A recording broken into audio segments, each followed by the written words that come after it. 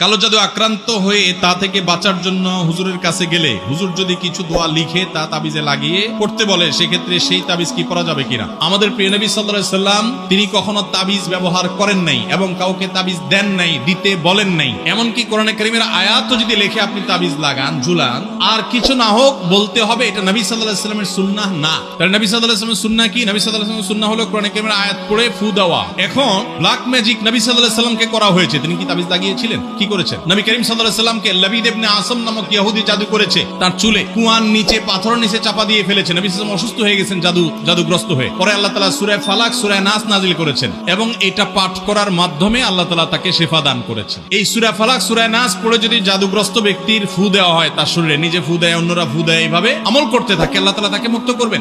এমনকি স্বপ্নের মধ্যে আল্লাহ তাআলা দেখায় দেন। নবী সাল্লাল্লাহু আলাইহি ওয়াসাল্লামের ক্ষেত্রেও তাই হয়েছে যে কোথায় জাদু হয়েছে, কিসে হয়েছে উনি দেখছেন, ইয়াকিন রেখে আমল শুরু করেন, ইনশাআল্লাহ